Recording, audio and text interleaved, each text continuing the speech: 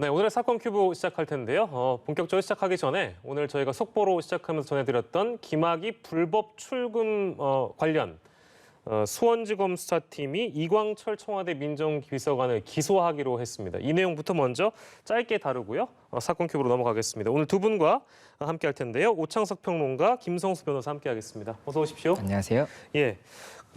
이광철 청와대 민정비서관이 결국에는 재판에 넘겨진 상황입니다. 이건 뭐 대검이 기소를 승인했다고 봐도 무방한 그런 내용일 텐데 일단 어떤 혐의를 받고 있는지 좀 정리해 주시겠습니까, 변호사님? 예, 일단 이광철 청와대 민정비서관이 지금 오늘 이제 불구속으로 기소가 됐습니다. 그래서 이 혐의 자체에 대해 설명을 드리자면 김학의 전 차관이 이전에 이제 그러니까 출국을 하려고 할 때 불법 출금을 했다라고 해서 지금 현재 수사가 이루어지고 이제 몇몇 그 당사자에 대해서는 이제 기소가 이루어졌는데 이제 추가적으로 이 당시에 이 불법 출국 금지 행위를 한 그 전반을 지휘한 이 혐의로 직권남용, 형법 123조의 직권남용 혐의로 이광철 청와대 민정비서관이 기소가 됐다는 소식입니다. 예, 그렇군요. 앞서서는 월성 원전 1호기 경제성 평가 의혹 사건 이것을 이제 관련해서 백운규 장관이나 최희봉 전 비서관 등도 역시 기소가 된 상황인데 수사팀 교체를 앞두고 여러 정권을 겨눴던 수사팀이 기소를 하려고 했던 관련자들 의견이 조금 뭐 대검과는 갈릴 수 있겠습니다만 결론적으로는 현 수사팀이 주장해왔던 바대로 대검이 기소를 승인한 걸로 보여집니다. 어떤 배경이 있다고 판단을 해봐야 될까요? 네, 일단 이번에 박범계 장관이 새롭게 이제 취임을 했고 김호수 검찰총장이 들어와서 두 사람이 함께 썼던 첫 번째 인사였고 많은 변화를 예고했습니다. 그리고 형사곤팡부 중심으로 승진을 시키겠다는 것은 첫 번째 정책이었기 때문에 이 부분에 대해서 대대적인 변화가 있었고 실제로 662명에 대한 변화가 있었습니다. 네. 그러면서 주요 수사 몇 가지가 올라왔었는데 방금 말씀하셨다시피 현 정권을 겨냥했던 수사들 그리고 수사 담당자들이 주로 주요 이제 보직 이동을 했기 때문에 이 수사가 제대로 되지 않을 것이다라고 전망을 하면서 많은 사람들이 검찰 인사 이동에 대해서 비판을 했습니다.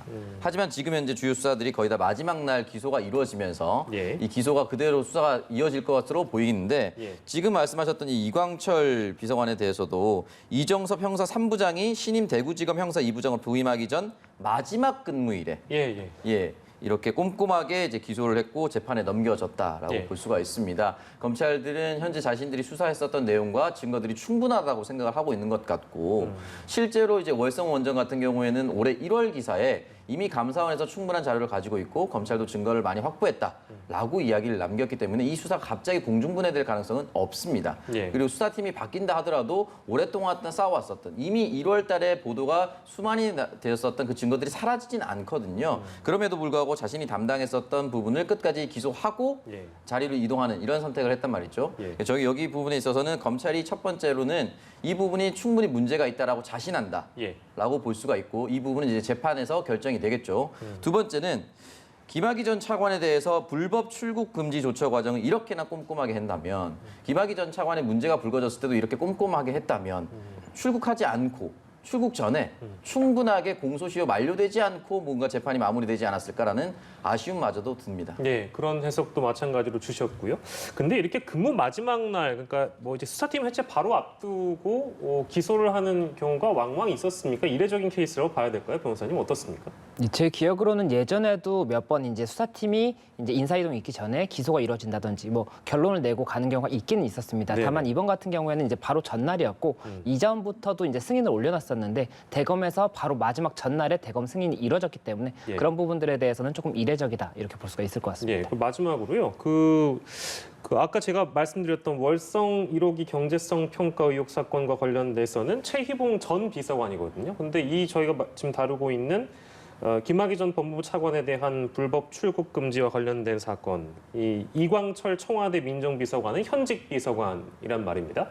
어느 정도 청와대는 좀 부담이 되지 않을까 이런 생각 드는데요. 어떤 말씀 좀 주시겠습니까? 네, 일단 당연히 부담스러울 수밖에 없는데 청와대에서 이제 이 부분에 대해서 이제 선택을 내려야 될 겁니다. 예를 들어서 이광철 현 비서가 만약에 정말 문제가 심각하다라고 해서 어느 정도 사표를 수리해서 재판에 일임하게 하든지 또는 이제 본인이 아주 억울하다라고 하면 그대로 갈 가능성이 높은데 이전에 이제 법무차관이었죠. 법무차관 같은 경우는 경찰에 대해서 CCTV가 공개되고 이런 부분이 충분히 있었기 때문에 본인이 사표를 내고 이제 재판에 넘겨졌고 지금 같은 경우는 이광철 비서는 현재까지 계속해서 부인을 하고 있고 억울하다는 입장을 취하고 있기 때문에 예. 청와대가 이 부분에서 기소됐다라는 이유만으로 바로 사표를 수리할 가능성은 매우 낮지 않을까. 또 이 사건이 다시 말씀드리지만 김학의 전 차관에 대한 사건입니다. 국민들이 예. 바라봤을 때 과연 불법 출국 금지를 시키는 것이 정말 잘못된 것인지 예. 김학의 전 차관을 그대로 두는 것이 그냥 그럼 옳았던 것인지 예. 이 부분에 대해서 국민적 여론도 사실은 이광철 비서관이 현실적으로 기소가 예. 돼서 재판에서 어떤 잘못된 부분이 있다 하더라도 예. 바로 사표를 쓰거나 여론이 좋지 않다라고 보긴 좀 어렵지 않을까 하는 생각이 듭니다. 예, 알겠습니다.